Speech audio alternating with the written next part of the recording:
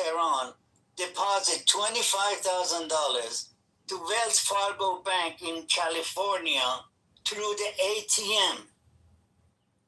Come on, guys. When it comes to this kind of thing, they are master, and we are way behind them. I don't know how they did it, but it's a longer story. Maybe one day on the side I'll tell Gary, and then Gary can put it on one of his blog or whatever, one of his news. Back to you. Thank you, Ellen. Abby, followed by Brian. Hi, Gary. So I think there's a number of things going on. First of all, if you look at this, in the way Trump deals with crisis or he deals with negotiation, I would take the position that this is a tactic, and he's still really negotiating this deal. He's putting hard strength, a whole different level of pressure by saying he's going to bomb the shit out of them or whatever his comments are. But I think he's still in the art of the deal. I do think that this has turned with it being personalized towards Trump. And I don't think we saw that as much before. I mean, if you look at the videos of the protests, the signage is "Kill Trump, Death to Trump," and it's now focused on hurting him. The information of the intelligence out of Israel, I mean, it's not new that there's now how many assassination attempts have we seen towards the president from Iran, but now you see the populace looking at targeting him. There's a total, I mean, it's shifted now where with him, this may get more personal than it had been before. I just think that we're going to see a lot more. We're going to see more weaponry. We probably will go in harder. You'll see the scramble of Pakistan and Qatar and everyone and Turkey trying to get us back to the table. And in a sense, we may still be at the table, but this is just one of our negotiating tactics, is to come hard at them.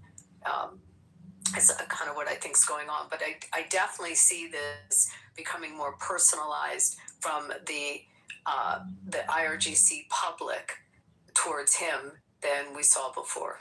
And that was it. Thank you, Abby. Well, they try opponents of any country or any organization. It's an excellent tactic to personalize it and make it about one individual. And we know that Donald Trump's a very controversial figure, and we know that in our society, where we are not just permitted but actually encouraged to publicly criticize our leaders, that he's like a lightning rod, and much the same way as Israel is being personified as Bibi Netanyahu, not as Israel, by Israel's detractors. And so it's a tremendous tactic. It's obviously going way beyond political rhetoric when you're trying to assassinate the president of the United States. That's for certain. I would agree that, as I said earlier, a lot of this is tactical. He's wielding both the carrot and the stick. The question is whether these folks in power in Tehran or wherever they're hiding out these days give a damn about that. And there's no political war of attrition there. There's a political war of attrition in the West. So I guess we'll see which way it goes. Thank you, Abby. We'll go to Brian, followed by Anson. Hey, Gary. Iran in the United States was never on the same page. If Trump would put out a statement, they would put out an opposite statement, or no, that's not the way it was. I know somebody had yesterday a signed MOU, but from everybody, so you would think that they would stick to the agreement. We did the honorable thing and took the blockade away. We took off the sanctions. We upheld our end of that agreement that we were willing to go to. They never opened that straight. They never, there were some few ships that went through, but they never really allowed that strait to be open. So we kind of stepped in this in the very beginning, and you know, Trump gave it a try, but time for the MOU and the peace talk is over. So we really don't have any choice but to go to war, either until we see a regime change, or at least until that regime agrees that they're going to stick to an actual memo of understanding and stick to the rules. I think they were playing games and stalling as long as they could for whatever reason. Maybe they were rebuilding or getting their stuff into place or whatever. But I think they were stalling and playing games and never intended to do peace. And it shows. Why would they? Why did they bomb that cargo ship? Why would they say that the ships couldn't go through Oman if they were wanting peace? I think, the United States did their part. I mean, Trump immediately took the blockade away. I mean, and I personally think he should have waited on that, but, it's his call. But at least he did do our end of the bargain. They never held up their end of the bargain. As far as I can see, they never really agreed fully to that memo of understanding, and we're not really going to have a choice. And maybe, hopefully Trump can get, at least a majority of the people behind him, and knowing that, look, we tried and it didn't work, so we're going to have to try something different. And that's where I am with it. Thanks. So, Brian, as I mentioned yesterday, history shows this should be no surprise to anyone. Iran and its proxies, and we use the term proxies, but let's just be clear that these terrorist groups that have been attacking Israel, including on October the 7th, are doing so at the direction of Iran. The command and control is from Iran. The financing of it is from Iran. And you can see every time some kind of a peace or a settlement or a negotiation, or however you want to call it, is struck between Israel and these terrorist groups, the terrorist groups do not adhere to what they agreed to adhere to. And so it should come as no surprise to anyone that Iran didn't live up to the terms of the Memorandum of Understanding. They couldn't even hold themselves back for the short period of time that was prescribed in the MOU in order to negotiate a real end of the hostilities. They couldn't even wait that short period of time. They just don't have it in them. They are not the same as the West. Their perspective is completely different. You know the story about the scorpion and the turtle or the tortoise, where take me across the river on your back, but we're mortal enemies. You'll sting me, but if I sting you, we'll both drown. So, there's no way. And then he stings him. He says, why did you do that? Now we'll both drown. He says, I don't know. It's just in my nature. That's what we're dealing with here, Brian. Well, one other quick thing I was going to say, too, I read a story this morning that there was also some strikes on Iran that were not claimed by the United States, and I was wondering if you knew what other Gulf states... I do not know who was responsible for that, and as I was told yesterday, if a source told me who was responsible for that, I'm just saying what somebody told me. I don't know what I'm talking about. So maybe I should just keep my mouth shut when I get information. But I'm being facetious. I'm being facetious.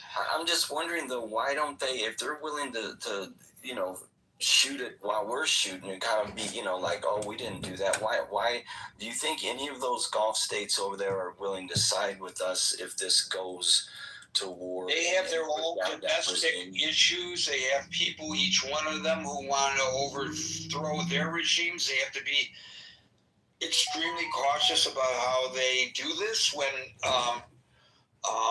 some of these Gulf states showed support, no, they didn't fly jets or fire missiles, but they showed strategic military support for the United States and Israel last year. This was not something that was made public because of their internal problems. They have to negotiate these waters as carefully as the ships negotiate the Strait of Hormuz to avoid the minefields. It's not dissimilar at all. So I don't particularly see a pan-Arab rising against Iran. Would I like to see that? Absolutely. I think I don't know how any nation sits back and takes incoming from a neighboring nation without responding.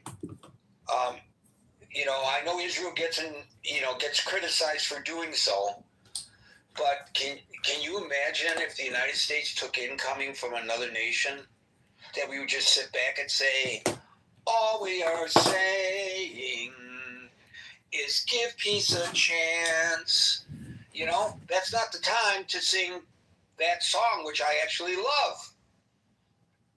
This is a time when you use your military might and you call on your friends to help you. You can't allow for this kind of bullshit. So I'm with you, Brian. I wish they would, but I don't see it in the foreseeable future. And by the way, as you all know, I accept the fact that I can be wrong. And in this case, I hope I am. Anson, followed by, my eyes are bothering me here, and the name is Estefan. Anson. The biggest constraint against Iran was what they would look and see a united America intent on continuing military action and strong, brutal economic action until the nature of the regime radically changes, which would mean a regime change. That would be, I mean, why is Iran doing what it's doing? Is it they see the midterm elections coming up, and every time they turn on their TVs in Iran, if they could, and watch the American news, they would see that if the Democratic Party reflects the expressed will by polls of the American people, 55, maybe 60%, that all military operations whatsoever, any and all, against Iran would stop immediately. And they see the Gulf denuded of the American Navy as soon as the Democratic Party gains political power in the United States. They know Trump is detested by probably over half of the American people. And they see that he is going to become a lame duck president for the next 2 years, 2.5 years. He can blather all he wants, and they can just ignore him and wait for the right political upheaval in the United States, such that if you flew a satellite over the straits over the Iran and the Persian Gulf, you would not see any aircraft carriers. You would not see any American warships. You would see the bases denuded all around the Middle East. An isolationist America withdrawing to its own borders, and all for the sake of ensuring that we keep gas prices cheap. They don't think the West, in particular the United States, has the intestinal fortitude to stand firm until the Iranian government chooses to join the peaceful nations of the West. And that would be the biggest constraint that if God forbid, if pick whoever you choose to be a true leader of the Democratic Party in the United States would stand tall and say, we will develop the specific the specific requirements to achieve a ceasefire and a negotiated peace with Iran. And it would be well debated and supported by 80% of the people when it was finally debated and put in place. And then the willingness of the American people to do whatever it takes in order to achieve those goals. We didn't do that. We haven't done that. That's the starting this war without that in place was one of the dumbest acts that America has done at least since 9/11. And until they see a united states, a united America willing to put on the military pressure, and I don't mean boots on the ground, but reestablishing an ironclad naval blockade. No Iranian ship moves in or out of the Gulf, period. Any Iranian ship inside the Persian Gulf will be sunk. How about that? Anything Iranian that has a dollar sign attached to it will be immediately confiscated by the united financial control of the West. That's what it's going to take in order to make Iran join the nations of peace. The West does not have the gumption to be able to hold them accountable and keep up the appropriate economic and military pressure until they do so. Thank you. And Anson, I'd like to add to that, and I'd like you to try this out for size, and that is, why is there this big political drumbeat against the United States engagement in areas where you and I may feel that the United States, that it is, that there are existential threats to the United States from these regions, but we're being told over and over and over again. Go to JohnKitoverNews.com. Has nothing to do with us, and it's we are no listening secret. To a live broadcast podcast about Donald Trump and the Iran war. Like this video, subscribe, and share. Funding the political conflict in the United States, that they use a highly sophisticated method. They don't bribe officials like in the old Soviet Union days and the old Red China days, but we know that there's this state-sponsored information warfare. There's digital manipulation. There are organizations that are funded. If you follow the money, there are organizations that are funded that are out there screaming and hollering about the policy of the United States, and as American citizens, they surely have the right to do so, but they are, let's not lose sight of the fact that they are funded by Russia and China.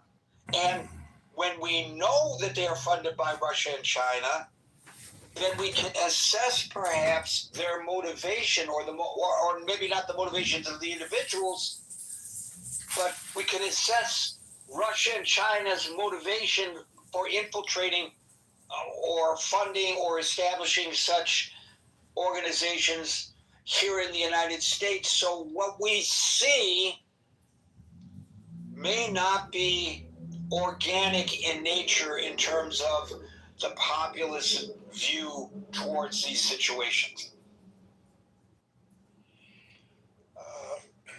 I think that the great divide which your character you're talking about. I believe the Great Divide is 99% a great divide of the American people, American citizens, red-blooded Americans, if you will. Some of it, sure, on the fringes is going to be developed by people that want to that want to weaken the United States and make it lose its superpower status, et cetera, et cetera. Which that's the motivation of Russia and China, and that's the motivation of Iran. Death to America, they say it out loud all the time.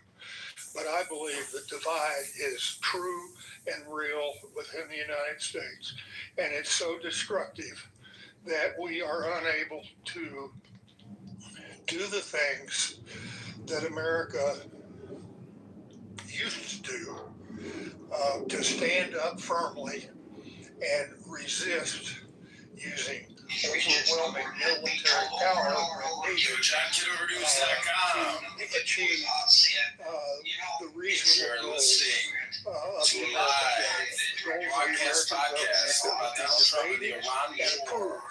in Congress. Like this video, subscribe, and share.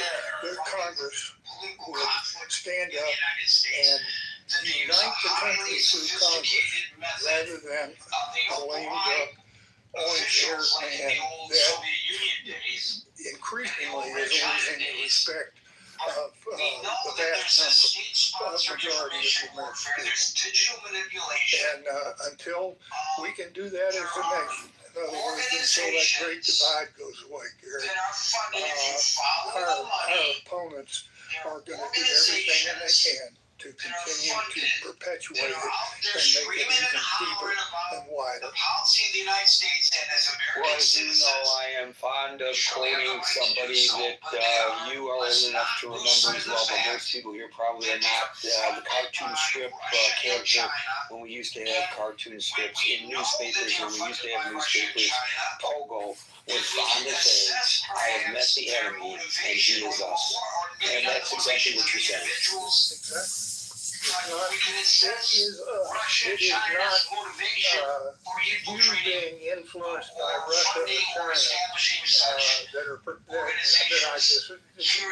it's not Russia or China making Scott, for example. Scott and I have a hard time agreeing on anything. But I don't think it's Russia or China influencing Scott, and I don't think he believes that some right-wing nuts somewhere around the world are influencing me.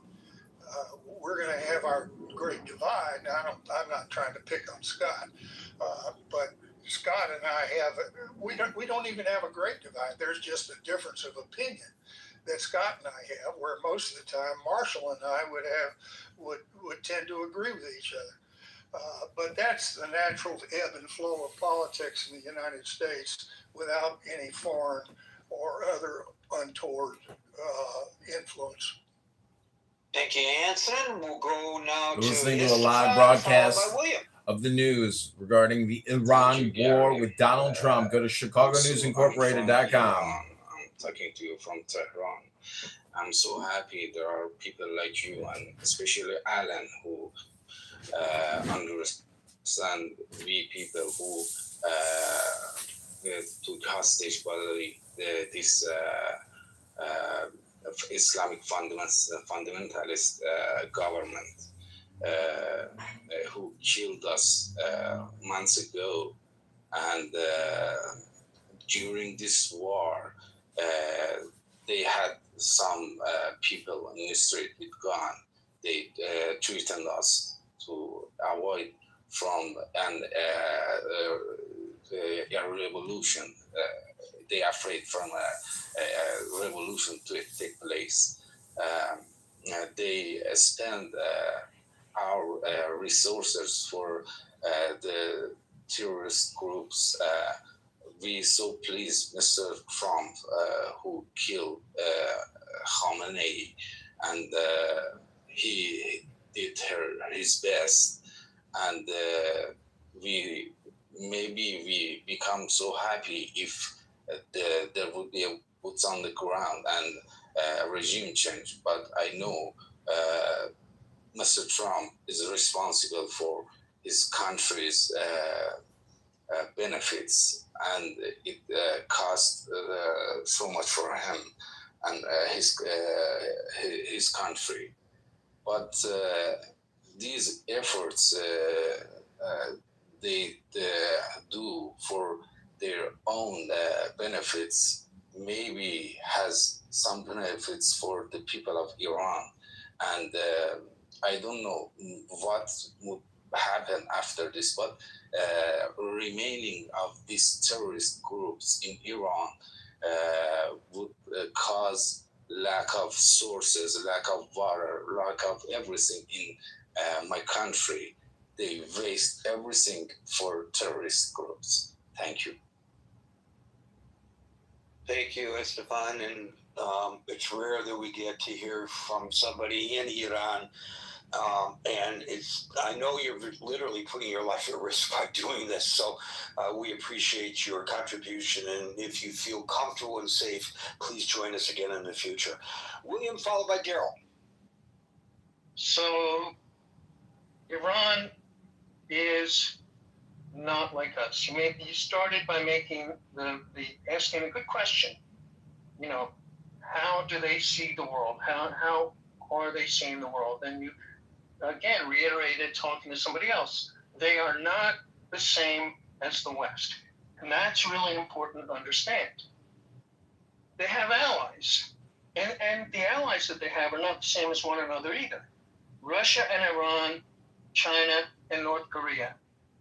They are allies of sorts, but they're not the same as what we think of as Western allies, because they're not like us. They have peculiarities. What do they have in common? They're all basically authoritarian regimes, but culturally they've got a lot that's different from each other, and you know, only Iran is really a theocratic regime, at least formally, and acknowledging themselves as being a theocratic regime. You know, you can argue that all of them are, but they're not really the same. So we started this war. We went into the war without consulting with our own allies, and our structure of alliances was the greatest strength that the United States had for 75, 80 years until recently. And so in the first part of the Trump administration, there was a general destruction of the alliance structure. There was a lashing out based on this Donroe doctrine. We're going to withdraw. We're going to become isolationists. We're going to withdraw to the boundaries of the United States, and we're going to tariff everybody so that they should all follow us. So that not only did we alienate the allies on some ideological grounds, but we actually economically attacked them. We threatened to attack Greenland. We threatened to. We basically discounted the sovereignty of Canada, our neighbor, of Mexico. We basically treated people that would be natural allies like enemies. So we went into this war without an alliance, without going to Congress, without a strategic plan, without an endpoint, without an exit strategy, and without, fundamentally, as Anson said, that Trump should have gone to Congress. The Republicans are in power. They have the House, the Senate, 2/3 of the Supreme Court, and state governments pretty evenly split across the country. We don't have the Senate. The thing that nobody in your shoes ever says is that it takes 7 Democratic votes to pass any legislation. You have to have 7 filibuster, and I'm doing is I'm destroying the filibuster anytime. Okay, I can't hear you because you're breaking up. But what I'm saying is that regardless of those fine points of democratic governance, we went in without doing the basics of having a strategy, a plan, an exit strategy, an endpoint, and even consulting, getting some sort of authorization for use of military force, which would have entailed going in front of the American people and garnering support of the representatives and the American people. We failed to do that. So we went to war. We went to war with basically a Secretary of Defense who titled himself as Secretary of War, who's basically picked because he looked good on Fox TV and was a good theatrical player. Okay, but what does this have to do specifically with the Because we question? went in and lost. And when we went in and lost, we don't acknowledge it. And now we're scrambling around for what do we do now? And they are not the same as the West. Let's suss this out just a little bit. You say Trump went in and lost. Did he not secure a memorandum of understanding leading to a ceasefire? That was not a victory. That was, and we can argue this later, but I believe that was basically articles of surrender. Well, articles of surrender. I'm not talking that about was the a memorandum of understanding, historical which is different. definition of it. No, there is a distinct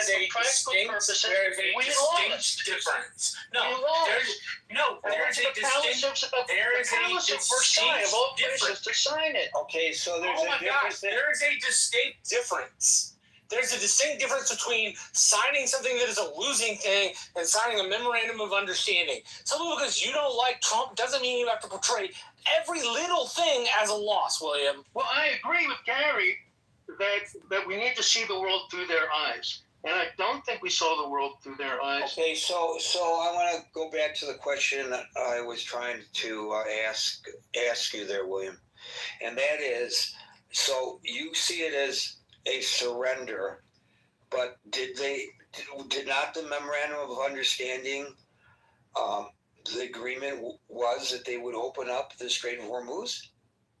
I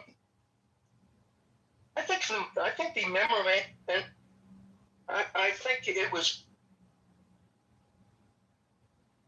they never opened up the Strait of Hormuz. I didn't ask that. The question I have specifically is, wasn't there an agreement on the part of Iran to open the Strait of Hormuz?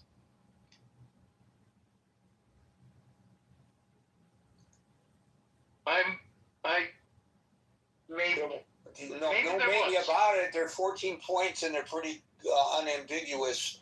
If you read the memorandum of understanding, they agreed to open up the Strait of Hormuz. They agreed to not impede the flow of, the transit of commercial shipping in the Strait of Hormuz. I'm not arguing whether they affected the agreement. I'm saying the agreement was reached. So if you take it on its face value, setting aside your agreement that we need to do a better job of understanding their mindset, and I think we're both in agreement it was almost predictable that things would work the way they are working right now.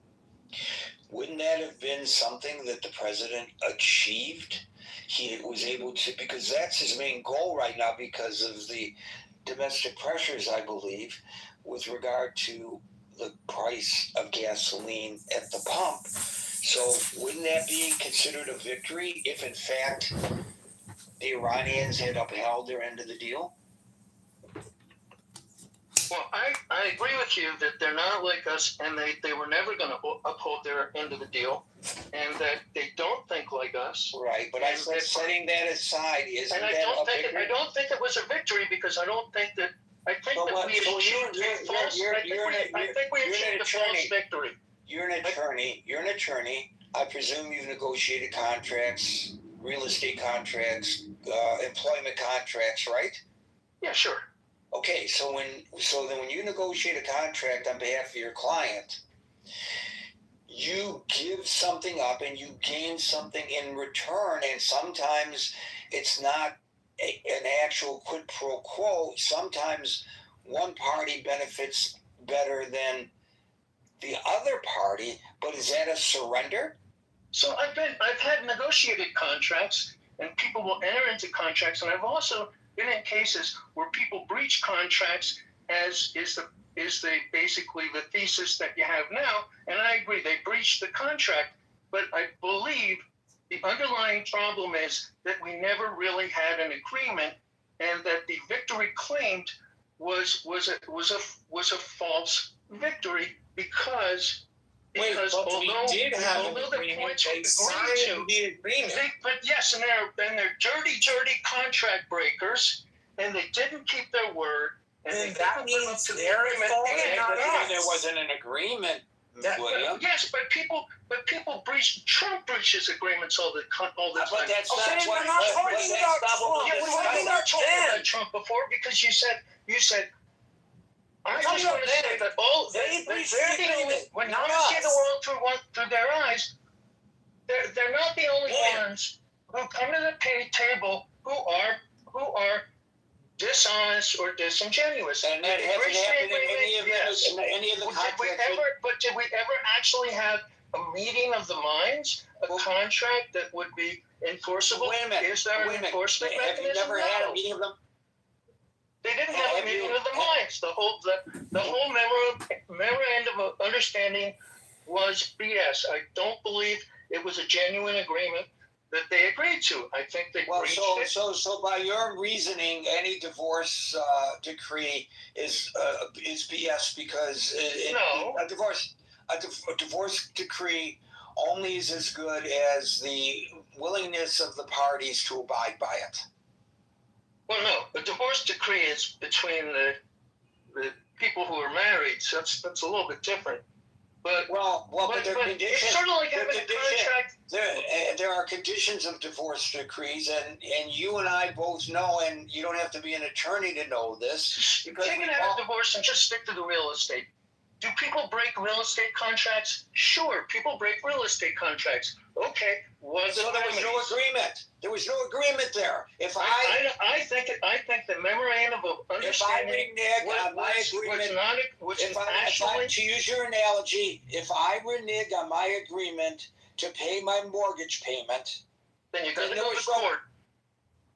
Right, and in this case, the court was the president dropping bombs on 90 sites 2 nights in a row. That doesn't mean that there was a surrender. All right, all right. Let's forget about surrender. But was there an agreement? Because apparently There it wasn't an agreement. We signed all right. So the dirty contract breakers. William, what's an agreement? Is it a meeting of the minds? Was there an offer? Was there an acceptance? Was there? Go through it. Yes, there was an agreement.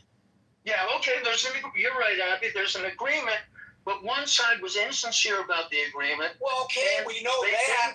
And they didn't. You're saying it was. Whoa. Let me just. And now we all agree that they broke the agreement. There was an anticipatory repudiation, William? We all agree that they broke the agreement. William, hold on. Abby asked you a question. William, Hold are on, you Abby saying asked there you a was question. an anticipatory repudiation in this agreement? No, I'm saying that the agreement at its inception was just a dodge to cut. William, was that you?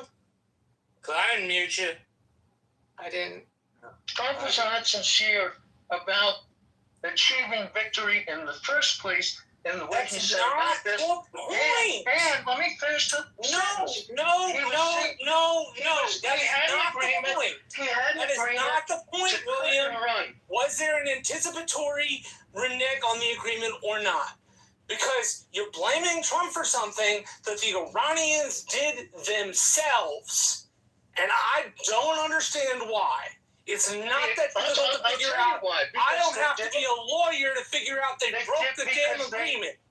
Because they don't think enough about us and the agreement. So that we can run into an agreement. It wasn't We can never get into it, William, but we did, so it's You there. can work reasonably. You can work backwards.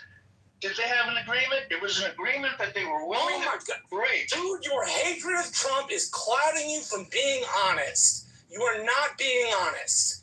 We're being yes, they have an agreement. They have an agreement that both sides were not going to follow.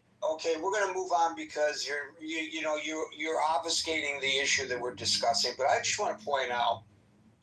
Let me give you a real life example of a person who took a position at a relatively small company, and he was it was pledged to him in writing by the president of the company who hired him, the president of the company, that upon severance he would receive certain stock options to the company. And the severance ultimately came. But by that time, this guy wasn't president. A new guy was president. So he says, I want to claim my stock options. This guy said, I don't know anything about this. Well, the contract predates your arrival here. You're going to have to talk to the CEO. It's a small company, so he was able to walk into the CEO's office. He walks into the CEO's office, and he says to the CEO, I have it right here in writing that I would get stock options upon severance. The CEO says, well, that was, I'll call him by his first name only, that was negotiated by Joel, and Joel hasn't been here for a number of years. But it's a binding contract. And he said, sue me. Well, the cost of suing him was more than the amount of money he potentially would gain from the stock options, so he left with his tail between his legs. It happens. It doesn't mean there wasn't an agreement, but there was no desire or anticipation by this company to live up to the agreements. No matter what the law says, no matter what recourse the law says that you have. At least in this case, there is some compensation. It may not be a compensation that we want to stomach or that we support, but you saw it. There was, unlike my friend who never got his compensation, the United States got some compensation because they bombed the hell out of some military assets in Iran. And by the way, there is some reporting today that the Iranians recognize that they fucked up when they attacked those ships.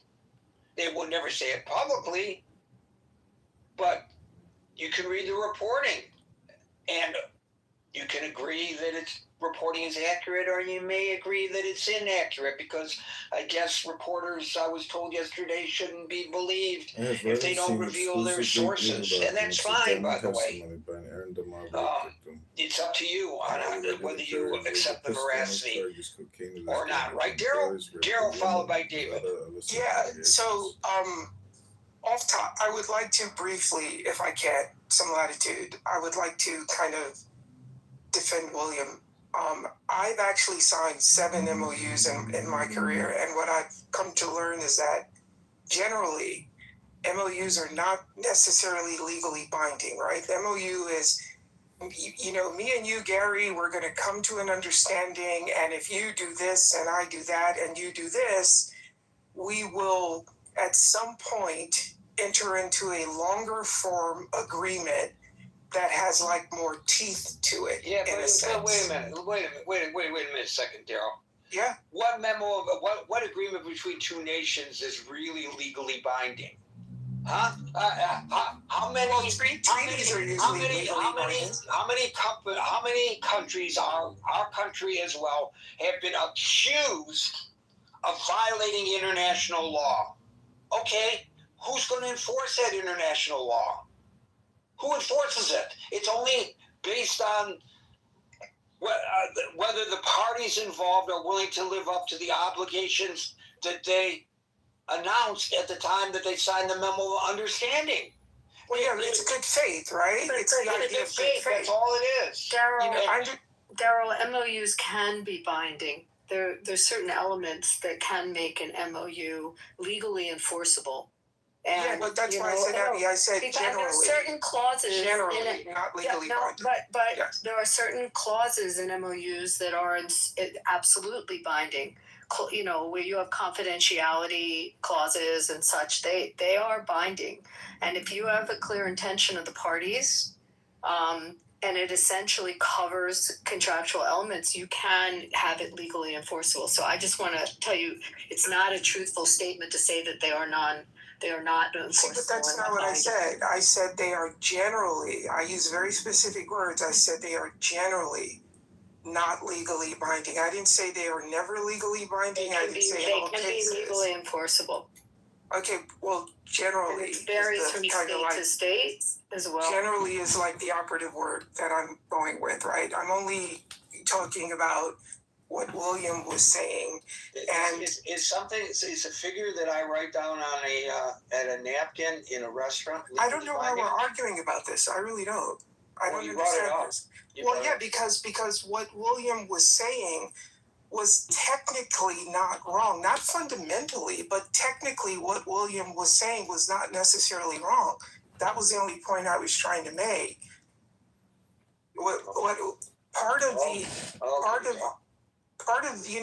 Part of this whole MOU thing was particularly with Iran, was that it was supposed to be, at least this is how it was presented to the American people, right? To the world. Yes, we have a framework for a memorandum of understanding, right? And there were 14 points, I believe. No.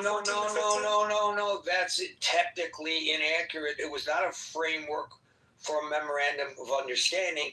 It was a memorandum of understanding, which was a framework for a ceasefire. There's a difference. Yes, and part of that was, I believe maybe it was the 13th or the 14th, I don't remember which point it was, but wasn't part of the framework that there would be a cessation of all attacks or whatever, and yes. Yeah, so I'm only saying technique. I didn't even come up to talk about any of this. I came up to talk about what Anson was saying. I was just saying, from a technical perspective, what William was saying was not necessarily inaccurate. What I actually came up to say, because I thought Hanson was Anson was so on point, right? Like we've talked about this, Gary, like for the past 3 weeks. This was never sold the right way, right? It was never sold in a way that the average person walking down the street understood what was at stake and what the purpose was, right? It was shifting. First it was this, it's not a war, it's a skirmish, it's not a skirmish, it's a war. It's a this, it's not a that, it's not a... I don't know, it's like if you were selling stock and someone was asking you, Gary, about this stock, and you can't get a clear message to this potential buyer as to what this investment is, I guess my question would be to you, what would you do as the buyer in this particular sense? Is it just, okay, I'm just going to go with Gary because, even though Gary's not really explaining this to me the right way, but he's asking me for my money, I'm just going to give Gary my money and just let it be an act of faith, right? We can't deny that the messaging on this has been an absolute clusterfuck from the very beginning. And again, I've said this before, this country absolutely has a collective memory of us being told that Saddam Hussein had weapons of mass destruction and that he was going to imminently use these things. And that's why I say history is undefeated. Time is the world's greatest detective. Okay, but wait a minute. Why do you make that analogy when, in fact, it's absolutely acknowledged that they have nuclear weapons program? It's absolutely acknowledged that last year 3 of their facilities were obliterated by U.S. attacks with the assistance of Israel. So why would you even use that analogy that we have this collective memory of us being lied to about Saddam Hussein So therefore, we're being lied to, or the public believes it. The public doesn't believe we were being lied to. Everybody knows that there were nuclear facilities there that were attacked by the United States. There's no denying. You're missing the point. My point was not necessarily whether they had them or not had them. My point is confusion causes doubt. And when the message is not clear, then people can do nothing but rely on memory. I didn't say whether they had them. True. That is based, nonsense. Okay, based on what? That is absolute nonsense. People have the ability to compartmentalize things, and I really have problems with people who come to the stage and denigrate the ability of the American people to be able to comprehend what's going on. They may not be attuned to it, and the general public certainly is not as engrossed in it as we are here in the Critical Thinking Forum. But people are not going to sit around in bars saying, you know, we can't believe them about this because they lied about that. They're able to recognize that, in fact, there's a nuclear threat coming from Iran. Do you deny that statement? I disagree with you about what people think, because I don't tend to speak for everyone. I do know that. Hold on. I do know that in my crowd. You just did, absolutely, because you talked about the collective memory of the American people. So when you talk about collective American people, you're talking about everyone. So you open the door. I would disagree with that. Well, you know what? If I were the judge, I would say, Counselor, you open the door to that line of questioning. You were the one who interjected it. Now you want to pull back from it. No, I disagree with your interpretation of collective memory. I don't think we're disagreeing. I'm kind of lost here, because the only thing I'm saying is I came up to agree with Anson that this was not sold correctly, and that people have a right to say, hey, am I being told the truth? And it kind of feels like what the opposite opinion is like, well, no, people should just agree to agree or just step aside. And I just somewhat, I'm not even disagreeing with you, Gary. I just disagree with the premise that this was not sold the right way. Well, I never suggested that it was sold the right way, and I have been critical of the way it was sold and the fact that the mission changed so many times, as it has in previous iterations of military prowess by the United States. My only objection is it used as your analogy the weapons of mass destruction allegation vis-a-vis Saddam Hussein, and then you superimpose it over this, and I object to you doing so, because it's not the same thing, and you're implying, while saying, well, I'm not really saying it, but you certainly are implying that that's what's happening here, and you and I both know that's not what's happening here. That is a technique of debate, but it's not a fair technique of debate. Okay, I disagree with Anson that if you want to get the majority of people behind a cause, and if you say the mission changed, well, did the mission change? Did the mission actually change, or did the messaging change? Because they would be two distinct things.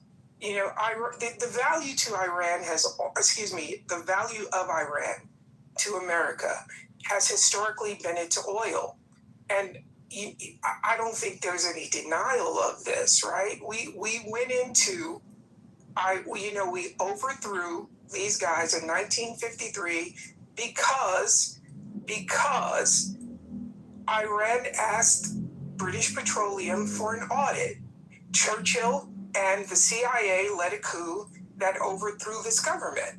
And, like Malcolm X, I'll shut up now, but Malcolm X, when JFK was killed, he said the chickens come home to roost. And I think sometimes I agree. Sometimes the chickens come home to roost. Is that what happened when he was killed? Did the chickens come home to roost then? Say that again. Malcolm X was assassinated as well. Did the chickens come home to roost then? Yeah, you could absolutely say when he started talking, when he found out about those women having babies, yeah, the chickens came home to roost. Interesting. Thank you, Daryl. We'll go to David, followed by Home. Yeah, Gary, great room so far. Appreciate the dialogue here. We always want to obviously come from the position that we're pro-American, that we want to see our country succeed, particularly with the level of import that this region has imposed on the world. But that doesn't appear to be what's happening. It appears that we have a triangulation of issues that aren't resolved, and Iran obviously has the upper hand with the leverage. Now, you can say we can continue to bomb them into oblivion, further maybe sowing discord amongst its own people. They rally around the flag, and of course, big oil, big insurance is going to say, sorry, United States, we're going to pass on insuring these boats for now. So as long as Iran can extract that pain point in the Strait and keep those ships from passaging, Trump's in a rock and a hard place. Iran is attacking commercial shipping despite the oil deal, right? This memorandum, Gary, has not held sway. In fact, it was probably a deferred crisis on paper that only had I read an article where there's a detonator attached to it, and that's essentially what has happened here. Israel continues to bomb Lebanon. Let me be clear, bomb their enemy in Hezbollah out of state, requirements to protect itself. And the United States can't necessarily rein in Netanyahu to not do that. And so Iran's saying, well, the gloves are coming off. And now Trump is looking at facing defeat on two fronts. The crisis in the Gulf, and now the midterms, if gas prices continue to surge. And we saw what oil's done this week so far with regard to this incursion. And so either way, it looks like Trump's off-ramps are just, they're falling by the wayside. And, so Iran's continued to weaponize and leverage in a way that they didn't have before February 28. And now, show us the cards then at that point. Absent sending in our troops, absent putting boots on the ground and doing a full wage incursion, which will then light up the right. I mean, to Anson's point about the divide, there's not only a divide against the left and the right, there's a divide within the right. So Israel's looking at divide to the left right now too, isn't there? Both of the parties are facing threats from within, right? Correct. Yeah, I've never seen it more divided in the division as extended as this.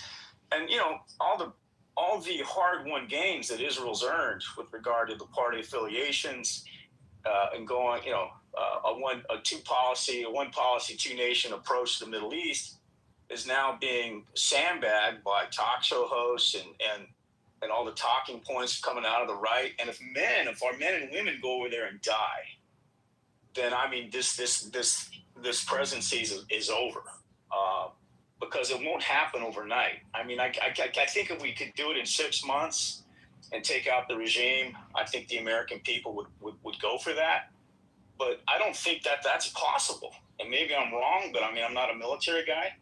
My heart breaks. Actually, I have a nephew who just signed up for the Marines, so he's clearly on the front lines of potentially going over there. But make no bones about it, Gary, Iran is not afraid of whatever the hell they signed. They're not going to be beholden to something where they feel their interests aren't being served, right? And maybe they're using this latest incursion with these ships to extract an even better deal. And I don't think Trump is in a position to get a better deal than the one that he got. So that's I think that is what Iran is bargaining for here, is to get more leverage, get more of a position with regard to the rebuilding their economy, and of course controlling the ships and setting the freight. I'm going to check you on that. If they were interested in rebuilding the economy, they would have adhered to the Memorandum of Understanding, because the Memorandum of Understanding opened up the floodgates for them to receive $1 billion billions of dollars, literally. And so if it was about the economy, they would have said, okay, we'll go along with this. But it's not about the economy. My question is, who threw the first punch? Did Iran throw the first punch? Yes, the Iranians threw the first punch in this memorandum of understanding. They broke it. They attacked 2 oil ships in contravention of the memorandum of understanding. They were not supposed to do it in the first place, and they did it anyway. Stop and think about it. If you look at it logically, which of course we cannot when it comes to Iran, look at it logically. Listen, Iran, all we're asking is that we return to the way it was before with regard to the Strait of Hormuz. We're not asking you to give up anything. We just want the Strait of Hormuz to be open like it was before all of this started. And you know what? We'll remove the sanctions. We'll let you do international banking. We'll return your money that we are holding offshore. We'll give it to you. You can rebuild your economy. Knowing Donald Trump, maybe he'd go in there with the Trump organization and make some money rebuilding their economy with gold-plated buildings all over the damn place with the name Trump on them all. They could have had all of that. And yet, no way am we going to uphold this. We're going to attack 2 ships on the Oman side of the strait because we can do it, and we're going to show the big evil empire, the United States, we can. Doesn't matter what memorandum of understanding we signed. We can do whatever we want, and that's what they did, David.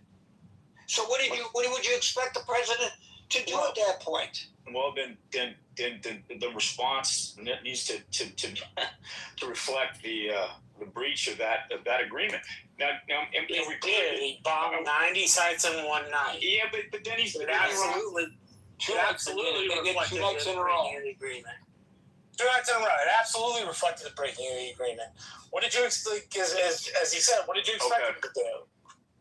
Well, can I make one comment to you, David, on something you said? The question I have is sorry, the question I have, does this agreement mean Israel's supposed to stand down as well, and was that broken? Israel was not part of the agreement. So why do you bring Israel does? We cannot mandate what Israel does. We don't have the power.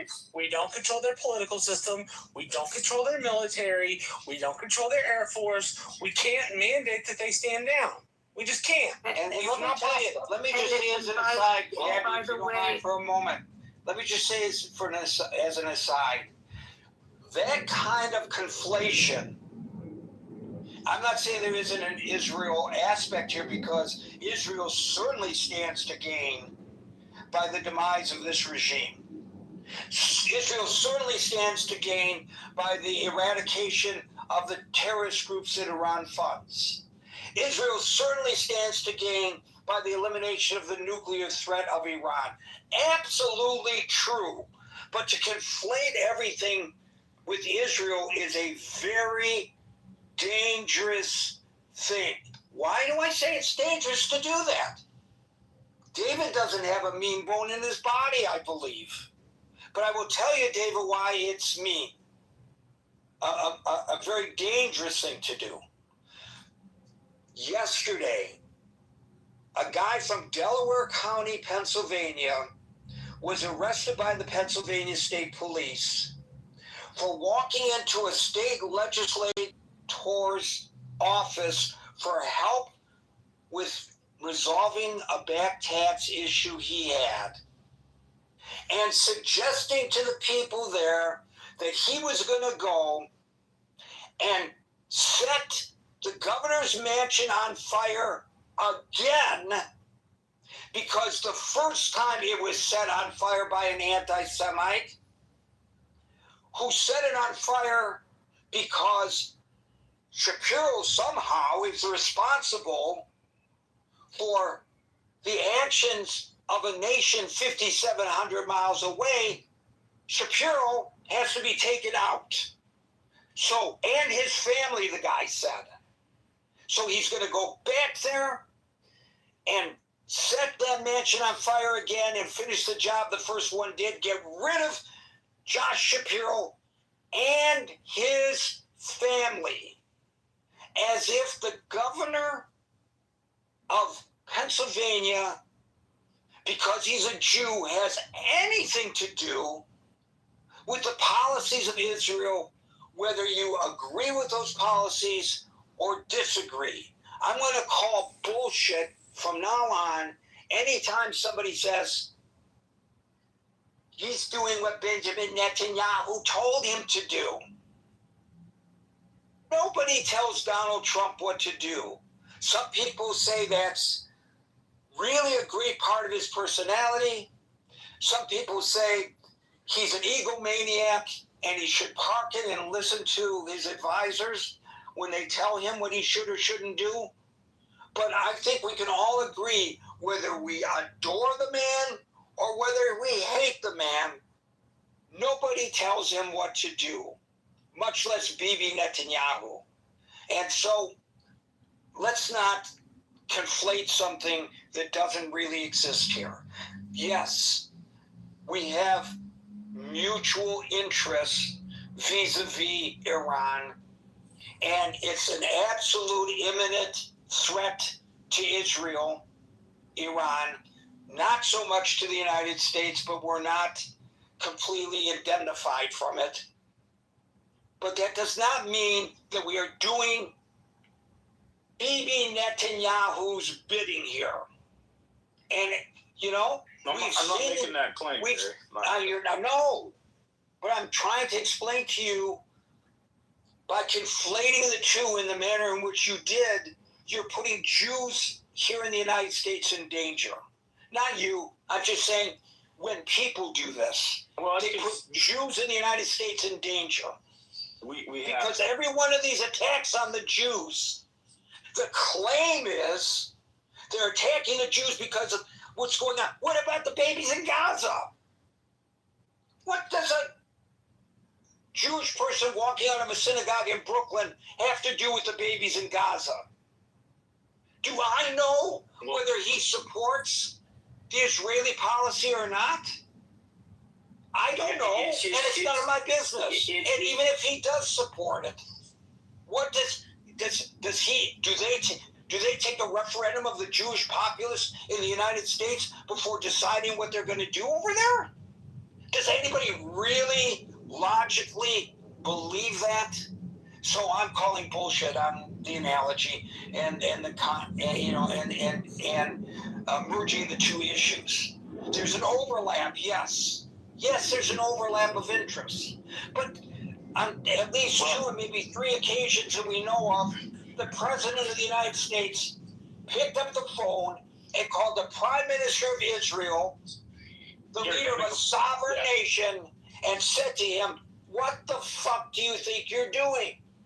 That's an exact quote from the President of the United States to the Prime Minister of Israel. So to suggest that that Prime Minister is telling the President of the United States what to do is absolutely absurd. No, but I never made that argument, by the way. No, I know you didn't say that explicitly. But the optics of a Prime Minister of Netanyahu making many visits to the United States to meet with Trump and all that provides, unfortunately, these ignorant talking points. Let me call him up right now. Hey, Bibi, if the optics of this are bad, Bibi, don't come and talk to the President of the United States, Bibi. That's not what I'm saying. Can I say something to David for a second? David, you also made a comment about talk show hosts, that Israel has to worry about what U.S. talk show hosts say. I need to quote Golda Meir, one of my favorite quotes, and she said, "If we have a choice between being dead and pitied and being alive with a bad image, we'd rather be alive and have the bad image." So much for the talk show hosts. It's a sovereign nation trying to stay alive and not be annihilated by the threats coming out of Iran. Right. And to my point, these talk show hosts, I'm not so much concerned about what they do in terms of impressions of Israel. Israel's going to do what Israel needs to do. A pox on them for ginning up hatred against Jews in the United States. Absolutely. Yeah. That's my concern about the talk show hosts. Now, you're going to blame that on Bibi? Because if Bibi wasn't attacking in Gaza and in Lebanon, these talk show hosts wouldn't have the fodder to turn the populace against the American Jews? Come on.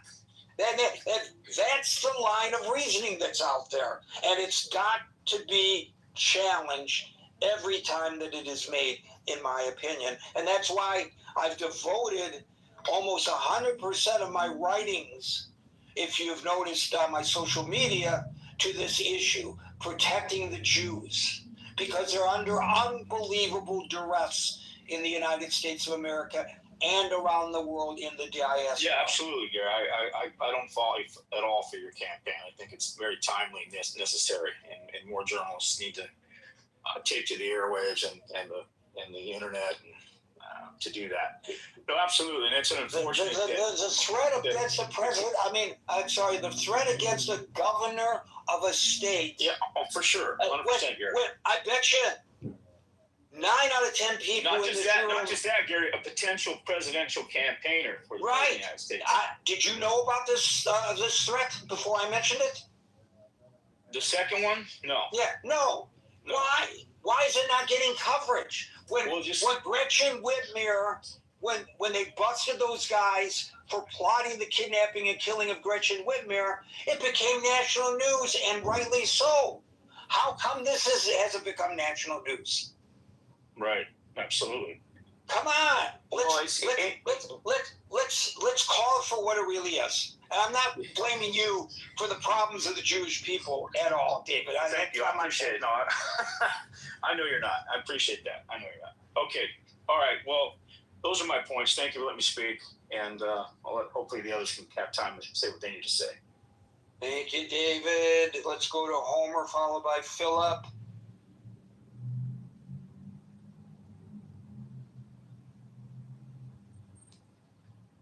You know, your other speakers have taken a lot of time, so I will be succinct. I think Iran has had every opportunity for peace, and they've provided clarity by continuing to attack the world. And I'll be the only person on this stage to predict the regime will be overthrown, they'll be washed away by history, and no regime will deserve it more. And I'm done speaking. You just want to trigger Marshall by using the term succinct. He's the person I got it from, which is why I don't like it. Oh, come on. Come on. Just because you and he may not agree. I know. Philosophically. It's a really petty thing. Very petty. It's as petty as the president. All right, let's move on from that very succinct discussion between Marshall and me and go to Philip, followed by Amir. Hey, Gary, thank you very much. I just want to, about this MOU and some of the discussions in the room last night when somebody actually read the wording of the MOU. And when it comes to the Strait of Hormuz, I think it said something about making the best effort to keep it open, which of course brings me back to the point that there's a lot of factions in Iran, and there's some people that's heavily opposed to any kind of peace negotiations, and I think it might be difficult to keep the people that actually signed that MOU responsible for what happens in the Strait of Hormuz. Therefore, the wording, their best effort. But of course, the United States is quick on the trigger. And like was mentioned, 90 sites was struck by missiles. Also, just of course, it made me think of the fact that with great power comes great responsibility. And of course, it might be argued that some in Iran might see the United States as an existential threat. I mean, it was the United States which plotted and then assassinated the Ayatollah, was it not? And half of his family, which of course begets violence. So when the Ayatollah is being buried. You know, I don't know. You know, to me, you know, those people shouting those, you know, horrible things. But I mean, it's what there's a difference between what you hear and what you actually see. Um, you know, what's actually happening. So I think, you know, people are not like water. Just like in the United States, there's many different opinions and factions, and it's the same in Iran. And there's people like Stefan who spoke earlier, who was thanking Donald Trump and, you know, for the assassination, whereas there's other people that's willing to take up weaponry and try and shut the whole peace process down. So yeah, I think it's a really difficult situation. I think that there must be some kind of negotiated peace. One should never give up hope on that. I think you know, religious fundamentalism carries some blame, and education and a proper example, and not always to answer violence with violence. Sometimes, as we can see, it is not. It is definitely not the answer. And some of the rhetoric, like we hear this, the Iranian people were made by God to show other people how evil people are. You know, that's not the rhetoric which provides a good outcome in terms of wanting to have peaceful negotiations and people just living peacefully with a little bit. You know? Anyways, that's what I wanted to say, and thanks as always for this room. Philip, I think that your comments about the cause and effect for the chance deaths to Trump and the threats to assassinate him are void of history. Alan, are you listening? Yes, sir. I'm listening, and I'm okay. I'm going to say something. I'm going to say something in Farsi, and I'm probably going to mispronounce it. I'm going to say March Bar Carter. You want to say Mark Bar Carter? What did I just say in Farsi? You said death to Carter. Death to Carter. Mark Bar Carter. This death to Carter. I hope the rest of the world. Were they not shouting "Death to Carter" outside the U.S. Embassy during the Iranian? They were doing it in Arlington, Texas, in the UTA. What are you talking about? Thank you very much, Alan. Thank you very much. But I hope, let me make one wish. I hope 99.9% of the world, they think like Philip, because he thinks we are dealing with a bunch of angels. He was pissed off because I said 99% of these people, they don't care about human lives whatsoever. If they did, they wouldn't burn 7,000 of them people in the bazaar of city of Rasht, which is on the border of Caspian Sea, Philip. I hope you heard me. And you want to sit down and talk to these people. Negotiation. Yes. Peace talk. You sit down, talk to the peace. It shoot the son front of the father, and they make the father 75 million toman pay to get the body for the bag, and the bullet hit his son and it killed him. You want to sit down on the table and negotiate with these people. Thanks to you. I hope the rest of the world think like you. We will be living in the heaven. Back to. And remember, as Alan sometimes mentions, he hasn't mentioned it today, their governmental philosophy, which is a theocratic philosophy, is to spread this around the world, starting with Europe. That's not an opinion, that's a fact. Amir. Well, I just want to say that I'm here in South Africa, if I would want to share the atrocities that can occur, I mean, it would be shocking to all of you, but I don't. because I want to have hope for a world where we can live in some kind of negotiated peace. So I'll go out with, all we are saying is give peace a chance.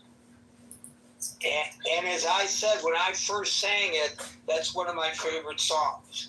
But you know, you and I, Philip, can negotiate a peace. If we're having an argument, you and I can negotiate a peace. Why? You and I are reasonable people, and we will say, well, it's to the benefit of both of us to resolve this. This regime does not think the way Philip and Gary do. Amir. Hi there, guys. Hi, Alan. I just wanted to just basically confirm what you just said about charging for bodies. This has not changed one iota from 47 years ago, when they actually shot people and then they charged for the bullet.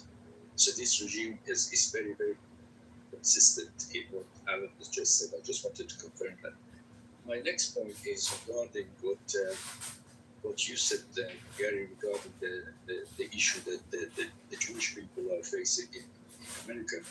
And I don't know if you remember when Ahmadinejad was in power, he actually set up a conference in Tehran, and there were quite a big number of Jewish people that some I remember that were from New York. They came and attended to the conference, and they were actually against Israel and what Israel was doing at the time in the West Bank by demolishing houses and what have you. So I don't really understand how people can decide which Jew is it. Is it the one that's against Israel, or is it the one that's pro-Israel when they attack them in the US, or when they sort of talk against them and being anti-Semite? So that's quite a question for me. What I really wanted to say is what Darrell, I think, talked about, and he talked about the value of Iran to the United States being loyal. I'd like to make a point, and this is quite an important point, which is often misunderstood. You know, there is a massive difference between Iran and the two countries that we often talk about, Russia and China, because we put these three countries together very often, and there is a big difference between them. And that is if you like, the cultural divide between the vast majority of the people in Iran and the regime in Iran. Okay? Vast majority of people in Iran, culturally, they lean very much towards the Western values. The freedom, democracy, secularism, liberalism, multi-party stuff, etc., etc. Whereas we know that the regime in Iran is completely the opposite. The slogans and the rhetoric in the past 47 years is a clear testament to that. Now, this is definitely not the case for Russia and Russians and China and the Chinese. There is no such a divide culturally between the people and the government in these two countries, namely Russia and China. So I think that is quite an important factor which should not be ignored. I actually think Iranians, the vast majority of the Iranians, have a great potential to be a kind of a genuine friend of the West, in particular the US. And that's an important consideration. I think that's often missed. So I really wanted to make that point, which is quite important. Amir, just to correct you, the group that attended the Holocaust Denial Summit in 2006 were from the Natura Karta, which is a very extreme religious sect. It's the same group you see protesting with the pro-Hamas crowd in New York. And it is a fringe small sect, and it was shunned all over the world, including a statement from the chief rabbi of Israel at the time urged the global Jewish community to boycott and ban any of those rabbis from any of their temples, and mainstream Jewish groups and organizations from around the world made statements regarding that group that went to Iran. So no, that was not representative of the board of presidents or any large group from the United States or from anywhere in the world. Say it was a small fringe group in 2006. I just wanted to set the record straight on that. Well, thank you for clarifying that. I didn't actually know that, but my point is, I think it still stands. If someone wants to attack a Jewish person, then how do they know which side they are on? I mean, that was the point I was making, but obviously, thank you for clarifying. And I would take it a step further. It doesn't matter which side they're on. A Jewish person in the United States who's 100% in support of the actions of Israel that some people claim is even genocidal, I'm not obviously claiming that, has no impact on the decision that was made in Jerusalem to do whatever the IDF did. Zero impact. So why are you killing them and attacking them? And sometimes killing. Doesn't matter whether they are in agreement or disagreement with the state of Israel. What matters is, remember, before there was a state of Israel, there have been centuries of persecutions of the Jews. The Holocaust, from which Israel was born, to find a safe haven for the Jews who were not safe in their own countries of birth in Europe, occurred before the modern state of Israel. So what was the excuse then? It's all bullshit. And I'm going to call bullshit when I see the bullshit. Michaela, you get the lamp. I was just going to ask Amir, I just came in late, but he was saying how the people of Iran, have so much to offer, and I agree. How were they overtaken by, how was the regime, how did the regime take over these people? Well, I think the way it happened, obviously, the revolution was for the right reasons, if you like. It was the majority of the people. I mean, a lot of people call it, don't like to call it a revolution, but it had all the hallmarks of every type of revolution from the, social science point of view. Now, what happened was then all the different groups from the right to the left to the nationalists, they all revolted against what they thought as a despotic regime of the Shah at the time. Now, but then gradually, the people who had the most sophisticated organization within the religious circles managed to basically get rid of all the other groups gradually.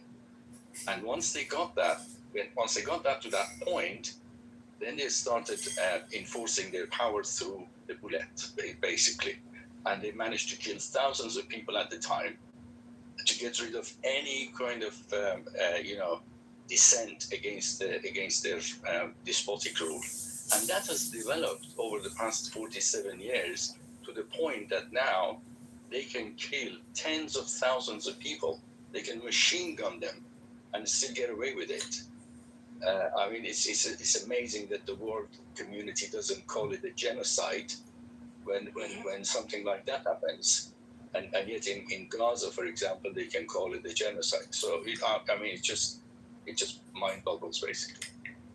Amir, do you have any hope for Reza Pahlavi to have some influence or to help his people? Or do you have any hope for that?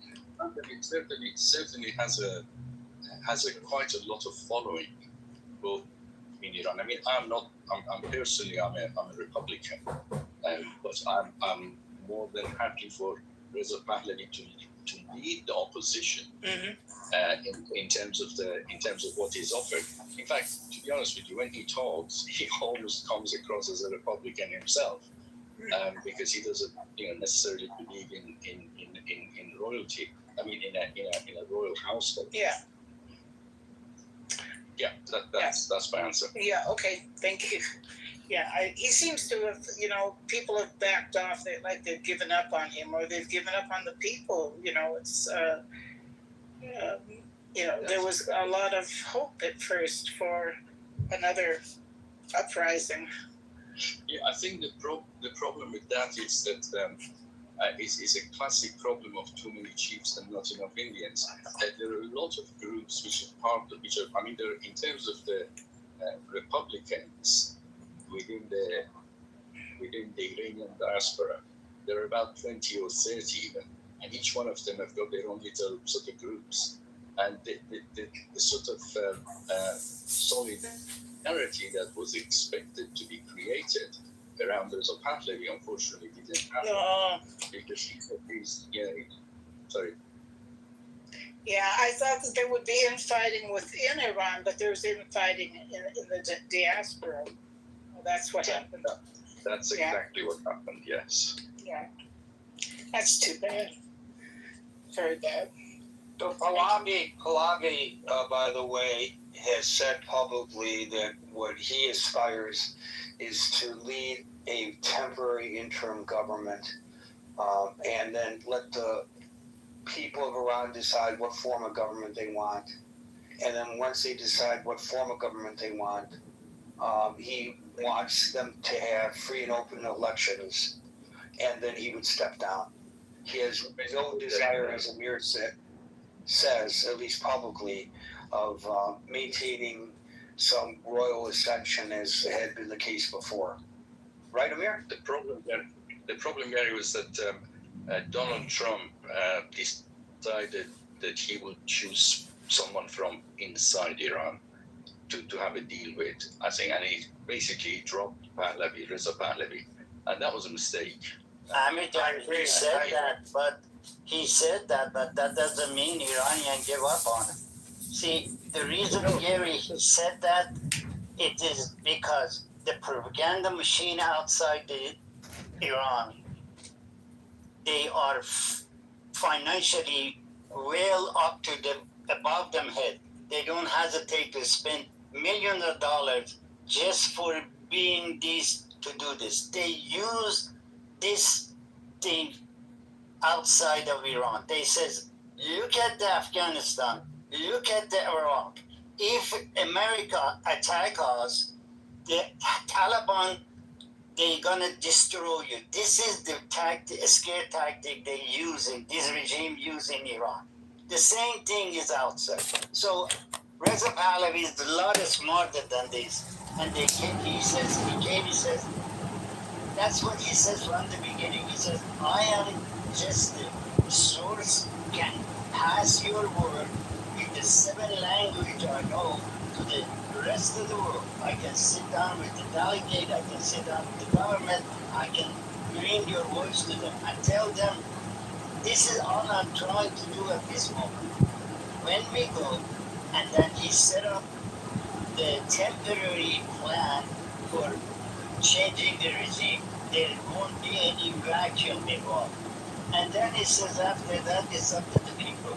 You go to the groups and freely vote for whatever you want. If they decide me as a king, I'll be glad to do it. If they want me just to go sit on the corner of the street in Tehran and if we have on the Lalazar and sell ice cream, I will go do that. That's what he said.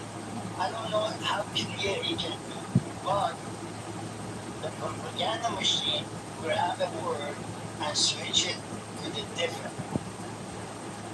Which is really, really unfortunate.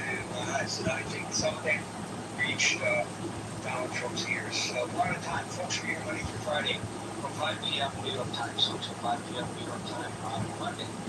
The next edition of the Thinking Forward. Everybody be safe, be well, have a great weekend, and peace out.